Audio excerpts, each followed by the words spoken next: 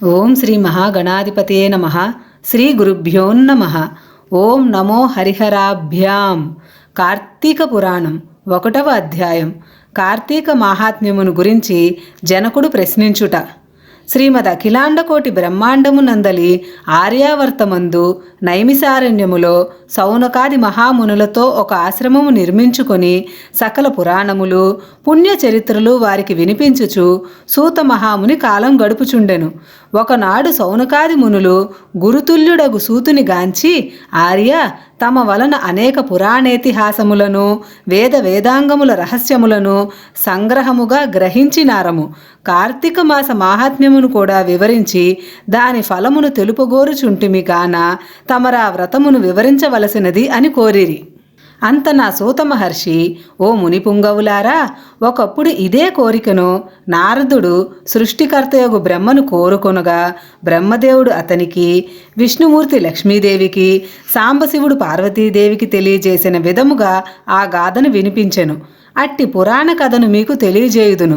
ఈ కథను వినుట వలన మానవులకు ధర్మాధర్మములు కలుగుటయే కాక వారు ఇహమందును పరమందును సకలైశ్వర్యములతో తులతూగుతురు. కావున శ్రద్ధగా నాలకింపుడని ఇట్లు చెప్పెను. పూర్వం ఒకానొక దినంబున పార్వతీ పరమేశ్వరులు గగనంబున విహరించుచుండగా పార్వతీదేవి, ప్రాణేశ్వర, సకల ఐశ్వర్యములు కలుగుజేయునట్టిది, సకల మానవులు వర్ణభేదములు లేక ఆచరించదగినది, శాస్త్ర సమ్మతమైనది, సూర్యచంద్రులున్నంత వరకు ఆచరింపబడిది అగు వ్రతమును వివరింపుడని కోరెను. అంతట మహేశుడు మందహాసమునరించి, దేవి, నీవు అడుగుచున్న వ్రతము స్కాంద పురాణమున చెప్పబడి ఉన్నది. దానినిప్పుడు వశిష్ఠ మహాముని మిథిలాధీసుడగు జనక మహారాజునకు వివరింపబోచున్నాడు. చూడు, మా మిథిలా నగరము వైపు అని మిథిలా నగరపు దిశగా చూపించెను. అట మిథిలా నగరములో వశిష్ఠుని రాకకు జనకుడు సంతసించి అర్ఘ్యపాద్యములతో సత్కరించి కాళ్ళు కడిగి ఆ జలములను శిరస్సుపై జల్లుకొని, మహాయోగి, మునివర్య, తమ రాక వల్ల నేను, నా శరీరము, నా దేశము, నా ప్రజలు పవిత్రులమైతిమి. తమ పాద ధూళిచే నా గేహము పవిత్రమైనది. తమరిటకేల వచ్చితిరో సెలవొసంగుడని వేడుకొనెను.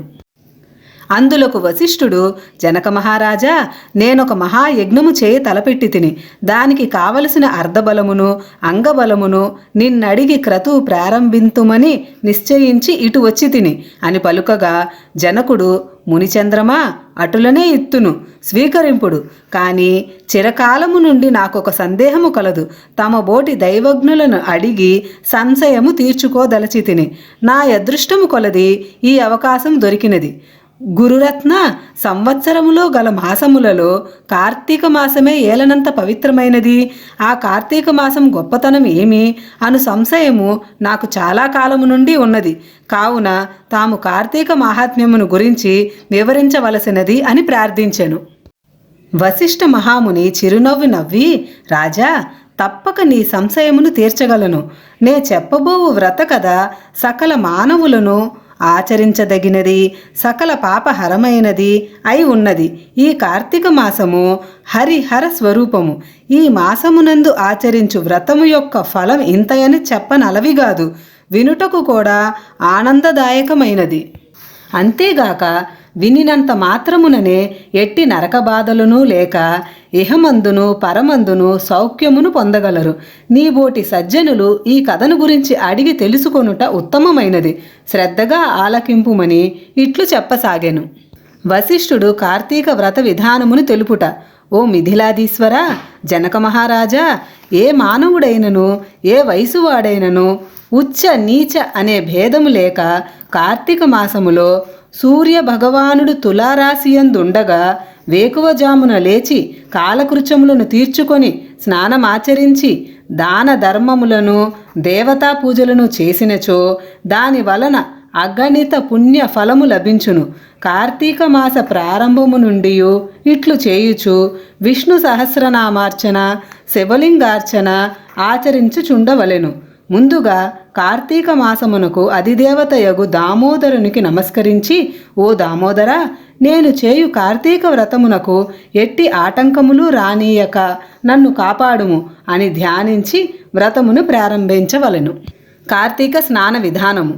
ఓ రాజా, ఈ వ్రతం ఆచరించు దినములలో సూర్యోదయమునకు పూర్వమే లేచి కాలకృత్యములు తీర్చుకొని నదికి పోయి స్నానమాచరించి గంగకు, శ్రీమన్నారాయణునకు, పరమేశ్వరునకు, భైరవునకు నమస్కరించి సంకల్పము చెప్పుకొని మరలా నీట మునిగి సూర్యభగవానుకు అర్ఘ్యప్రదానమొసంగి పితృదేవతలకు క్రమ ప్రకారముగా తర్పణలు ఒనర్చి గట్టుపై 3 దోసిళ్ల నీళ్లు పోయవలను. ఈ కార్తీక మాసములో పుణ్య నదులైన గంగ, గోదావరి, కృష్ణ, కావేరి, తుంగభద్ర, యమున మున్నగు నదులలో ఏ ఒక్క నదిలోనైనను స్నానమాచరించిన ఎడల గొప్ప ఫలము కలుగును. తడిబట్టలు వీడి మడిబట్టలు కట్టుకొని శ్రీ మహావిష్ణువునకు ప్రీతికరమైన పుష్పములను తానే స్వయంగా కోసి తెచ్చి నిత్య ధూప దీప నైవేద్యములతో భగవంతునికి పూజ చేసుకొని గంధము తీసి భగవంతునికి సమర్పించి తాను బొట్టు పెట్టుకొని పిమ్మట అతిథి అభ్యాగతులను పూజించి వారికి ప్రసాదమిడి తన ఇంటి వద్ద గాని దేవాలయములో గాని లేక రావి చెట్టు మొదట గాని కూర్చుండి కార్తీక పురాణమును చదువవలయును. ఆ సాయంకాలము సంధ్యావందనం ఆచరించి శివాలయమందు గాని విష్ణాలయమందు గాని లేక తులసికోట వద్ద గాని దీపారాధన చేసి శక్తిని బట్టి నైవేద్యమును తయారు చేయించి స్వామికి సమర్పించి అందరికీ పంచిపెట్టి తర్వాత తాను భుజింపవలెను. మరునాడు మృష్టాన్నముతో భూత తృప్తి చేయవలెను. ఈ విధముగా వ్రతం ఆచరించిన స్త్రీ పురుషులకు పూర్వమందును ప్రస్తుత జన్మమందును చేసిన పాపములు పోయి మోక్షమునకు అర్హులగుదురు. ఈ వ్రతము చేయుటకు అవకాశము లేనివారు వ్రతము చేసిన వారలను చూసి వారికి నమస్కరించినచో వారికి కూడా తత్సమాన ఫలము దక్కును. ప్రథమాధ్యాయము మొదటి రోజు పారాయణము సమాప్తము.